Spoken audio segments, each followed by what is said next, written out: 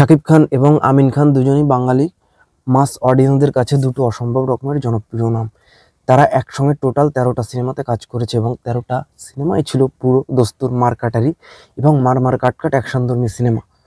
পুরো 13টা সিনেমা এখানে romantic cinema থাকলেও সেখানে অ্যাকশন পোর্শনকে প্রায়োরিটি দেওয়া হয়েছিল। তো আজকে আমরা জানবো যে এই 13টা সিনেমা টোটাল আমরা খুব সুন্দর অনেকগুলো পোস্টার দেখাবো এবং 13টা সিনেমার টোটাল কাস্টিং, নির্মাতা, বক্স অফিস ভার্ডিক্ট এবং এই 13টা সিনেমাতে সর্বোপরি কে ফার্স্ট লিড এবং কে সেকেন্ড লিড, কার গুরুত্ব বেশি ছিল, কার গুরুত্ব কম ছিল, এটা নিয়ে আজকে আমরা দুর্দান্তভাবে এই এপিসোডটি সাজিয়েছি। তো ভিডিওটি স্টার্ট করার আগে আপনাদের কাছে ছোট্ট একটা অনুরোধ, আপনারা যদি ফিল্ম স্পাই চ্যানেলটিতে নতুন হয়ে থাকেন তো ডেফিনেটলি সাবস্ক্রাইব করবেন, বেল আইকনে ক্লিক করবেন, লাইক কমেন্ট শেয়ার জানিয়ে দেবেন আপনাদের মূল্যবান মতামতটি। দেখা হচ্ছে নেক্সট কোনো ভিডিওতে, সে বিষয়ে ফিল্ম স্পাইয়ের সঙ্গেই থাকবেন। আমিন খান এবং শাকিব খান এই দুজন মহান তারকা, তারা প্রথমবারের মতো একসঙ্গে স্ক্রিন শেয়ার করতে আমরা দেখলাম 2000 সালেই।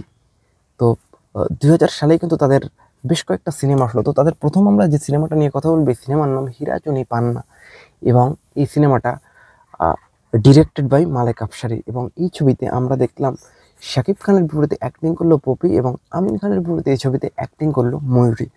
এবং এটা রুবেল এবং ইলিয়াস কাঞ্চনের সেই ভাঙচুর সিনেমার আদলে আমাদের এখানে মেকিং করা হলো এবং দারুণ অ্যাকশন, পাশাপাশি মালেক আফসারির দুর্দান্ত মেকিং, পাশাপাশি ডিপজলকে এখানে একটা থার্ড জেন্ডার ক্যারেক্টারে এমনভাবে এক্সপোজ করা হলো, তার যে সংলাপ মানে মন ছুঁয়ে গেল। এবং পাশাপাশি আমিন খান এবং শাকিব খান দুজনের অ্যাক্টিং খুব ভালো ছিল, গানগুলো দুর্দান্ত ছিল এবং অ্যাকশন পোর্শনে আমিন খানকে একটু মানে প্রেস করলেও দেখা যায় যে দুজনের ক্যারেক্টারটা কিন্তু অনেকটাই প্যারালাল বলা যায়।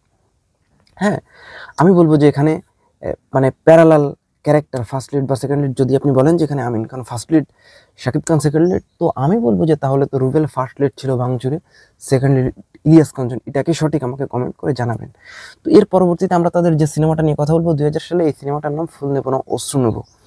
যে ছবিটাতে আমরা দেখলাম এফআই মানিকের দুর্দান্ত রোমান্টিক গল্পের সিনেমা, শাবনূরকে নিয়ে একটা ট্রায়াঙ্গেল লাভ স্টোরি, বিধি তুমি বলে দাও আমি কার, দুটি মানুষ একটি মনের দাবিদার, বা এই ছবির একটা হিস্টোরিক্যাল গান, আমার হৃদয় একটা আয়নায় আয়নায় তোমার মুখটা ছাড়া কিছুই দেখা যায় না, বা দুধে আলতা বদন তোমার চন্দন সুপার ভরা, লক্ষ তারার মাঝে তুমি চাঁদ, বা মেয়ে লোকের বুদ্ধির কাছে এভরি ছং ছিল চার্টবাস্টার।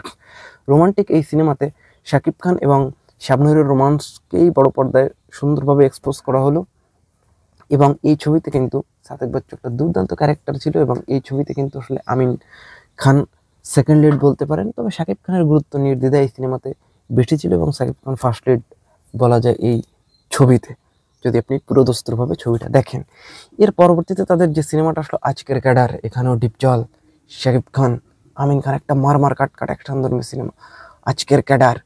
তো মানে তখনকার সময় যে ব্যাপার হতো না, আর এইসব সিনেমাতে কিন্তু যে নায়িকাগুলো থাকতো তাদের কিন্তু গুরুত্ব একটু কম থাকতো, যেখানে শাকিব খান, আমিন খানের মতো স্টার ডিপজলকে প্রায়োরিটি দেওয়া হতো। তো এই ছবিটা সুপারহিট ছিল, ফুলনবন সুপারহিট ছিল, হীরাজনী পান্না সুপারহিট ছিল এবং এই ছবিটাতে আমিন খান ফার্স্ট লিড, আমিন খানের গুরুত্ব এই সিনেমাতে কিন্তু বেশি ছিল। এর পরবর্তীতে তাদের একটা সিনেমা আসলো মেজাজ গরম, যেটাতে আমিন খানের বিপরীতে আমরা অ্যাক্টিং করতে দেখলাম মৌসুমীকে এবং শাকিব খানের বিপরীতে যে সিনেমাতে অ্যাক্টিং করলো তৎকালীন সময়ের একজন পপুলার নায়িকা ছিল সিমলা। এবং মেজাজ গরম মার কাট অ্যাকশনধর্মী সিনেমা। এবং এই ছবির একটা সময়ে দেখা যায় যে মানে আমিন খান মারা যায় এবং শাকিব খানের হয়তো চরিত্রের লেন্থটা বেশি থাকে, বাট সিনেমাটা যদি আপনি দেখেন তবে দুজনেই প্যারালাল এই মেজাজ গরম সিনেমাটাতে। এর পরবর্তীতে এই পেয়ারের আমিন শাকিব পেয়ার একটা সিনেমা আসলে হিম্মত, যেটা মার কাট অ্যাকশনধর্মী সিনেমা, টিপ চলছিল এখানে। তো এখানে আমিন খানের বিপরীতে অ্যাক্টিং করেছিল শাহনাজ এবং শাকিব খানের বিপরীতে এই সিনেমাতে অ্যাক্টিং করেছিল পপি। তো এখানেও প্যারালাল, দুজনকে প্যারালালভাবে এই ছবিতে এক্সপোজ করা হলো এবং এই ছবিটা হিট হয়ে গেল। এর পরবর্তীতে তাদের একটা সিনেমা আসলো, যে সিনেমার নাম ঠেকাও মস্তান, এবং যে ছবিটা একটা মার কাট অ্যাকশনধর্মী সিনেমা, পপি ছিল, অন্যান্য কাস্টিং ছিল। তো এই ছবিটাও কিন্তু বক্স অফিসে কিন্তু আসলে হিট হয়ে গেল এবং এখানেও কিন্তু প্যারালাল ক্যারেক্টার। এর পরবর্তীতে তাদের একটা সিনেমা আসলো বিশ্ব বাটপার, এখানে ডিপজল। হ্যাঁ, তো বিশ্ব বাটপার নাম শুনে বুঝতে পারছেন, এখানে শাহনাজ ছিল, এখানে পপি ছিল, এখানে মানে অন্যরকম ভাবে বড় পর্দা এক্সপোজ করা হলো, প্যারালাল ভাবেই দুজনকে এক্সপোজ করা হলো। এর পরবর্তীতে তাদের যে সিনেমাটা আসলো, এই সিনেমাটার নাম উত্তেজিত, এটা একটা মার কাট অ্যাকশনধর্মী সিনেমা। এখানে শাকিব খানের বিপরীতে অ্যাক্টিং করেছিল তৎকালীন সময় একজন নবাগত নায়িকা, এবং নবাগত নায়িকা না, বেশ মোটামুটি পপুলার, এবং শাকিব খানের বিপরীতে মৌসুমী। এবং আমিন খান বিপরীতে মৌসুমী, এবং আমিন খান এই ছবির একসময় মারা যাবে এবং তখন শাকিব খান ভাইয়ের প্রতিশোধ নেওয়ার জন্য সে উঠে পড়ে লাগবে। তো এরকম ঘটনার সিনেমা। তো উত্তেজিত ছবিটা কিন্তু সুপারহিট ছিল, এবং এই ছবিতেও কিন্তু দুজন প্যারালাল, যদিও আপনার মনে হবে যে না শাকিব খান হয়তো গুরুত্ব বেশি ছিল, বাট প্যারালালি। হ্যাঁ, তো এছাড়াও তাদের পরবর্তী সিনেমা আসলো ভয়ঙ্কর পরিণাম, যেটা মারামার কাটকাট অ্যাকশনধর্মী সিনেমা। ডিপজল ছিল এখানে গুরুত্বপূর্ণ ভূমিকায়, এবং আমিন খান, শাকিব খান। তো এই ছবিটাও যদি দেখেন আপনার মনে হবে মানে প্যারালাল, হয়তো বড় ভাই হিসেবে আমিন খানের ক্যারেক্টারটা, আমি যে সিনেমাটা বললাম যে আসলে মানে বড় ভাই ছোট ভাই থাকে না একটা, বাট এই ছবিগুলো আসলে মানে সত্যি প্যারালাল ক্যারেক্টার দিয়েই বড় পর্দায় কিন্তু এই জুটিকে কিন্তু আনা হয়। তো এর পরবর্তীতে আমরা তো যে সিনেমাটা নিয়ে কথা বলবো, এই সিনেমাটার নাম স্ত্রীর মর্যাদা, এবং এখানে ছিল শাকিব খানের বিপরীতে মুনমুন, এবং আমিন খানের বিপরীতে অ্যাক্টিং করেছিল এই ছবিতে মৌসুমী, এবং এখানে দুর্দান্ত ক্যারেক্টার প্লে করেছিল আলমগীর এবং ববিতা। খুবই ভালো সিনেমা ছিল তৎকালীন সময়, যদি আপনি দেখেন যে স্ত্রীর মর্যাদার জন্য যে লড়াই, তো বেশ ভালো গল্পের সিনেমা ছিল। তো প্যারালাল ক্যারেক্টারের এই ছবিগুলো কিন্তু অডিয়েন্সের মন একদম লুফে নেয়, এবং এখানেও প্যারালাল কিন্তু বলা যায়। এর পরবর্তীতে এই জুটির তো স্ত্রীর মর্যাদা কিন্তু হিট সিনেমা। এর পরবর্তীতে তাদের একটা সিনেমা হলো, যে সিনেমার নাম 7 খুন মাপ। নাম শুনে বুঝতে পারছেন এখানে মার মার কাট কাট একটা অ্যাকশন থাকবে, এমনভাবে অ্যাকশন এক্সপোজ করা হলো, এবং এটা সেই দিকের সিনেমা।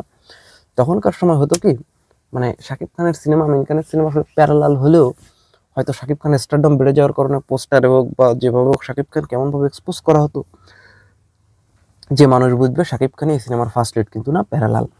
তো এটা হিট সিনেমা। এরপর পরবর্তীতে তাদের একটি সিনেমা আসলো, তো এটা শেষের দিকের সিনেমা আমি বলবো। তো এর আগে তারা আরো একটি সিনেমাতে কাজ করেছিল পিতার আসন, যেটা 2006 সালের সিনেমা, এবং এটা ছিল সম্পূর্ণ শাকিব খান কেন্দ্রিক সিনেমা। এটা যারা দেখেছে তারা জানে শাকিব খান, অপু বিশ্বাস, নিপুণ, আমিন খান, নায়করাজ রাজ্জাক, ডিপজলের প্রোডাকশনের সিনেমা ছিল। আমিন খান মারা যাবে, এবং আমিন খানের ক্যারেক্টার এই মুভিতে নাই বললেই চলে, এবং আমিন খান কেন এই সিনেমাতে কাজ করলো এটা তখনকার সময় মানুষই জানে না হয়, এবং এটা সুপার ডুপার হিট সিনেমা। এবং সর্বশেষ আমরা তাদের যে সিনেমাটা নিয়ে কথা বলবো 2008 সালে সমাধি। এখানেও শাকিব খানের গুরুত্ব ডেফিনেটলি অনেক বেশি ছিল। এছাড়াও এখানে আমিন শাকিবের পাশাপাশি শবনূর ছিল, আর অন্যান্য কাস্টিং ছিল। তো সমাধি হিট ফিল্ম। তো এই 13টা সিনেমাতে যদি আপনি দেখেন, তো লাস্ট সিনেমাতে শাকিব খানের গুরুত্ব বেশি, এবং শুরুর দিকে 2-1টা সিনেমাতে যেমন ফুল দেব নষ্ট শাকিব খানের গুরুত্ব বেশি, এবং বাকিগুলোতে প্যারালাল বা বড় ভাই হিসেবে যদি আপনি দেখেন তাহলে হয়তো আমিন খানকে ফার্স্ট লিড মনে হবে। তো এরকম একটা ব্যাপার। হ্যাঁ, এখন আপনারাই জাজ করবেন কে ফার্স্ট লিড, কে সেকেন্ড লিড, এবং কোন সিনেমা দেখে আপনাদের কি মনে হয়েছে, এটা কমেন্টস করে জানাবেন। দেখা হচ্ছে নেক্সট ভিডিওতে। শুধু সঙ্গে থাকবেন।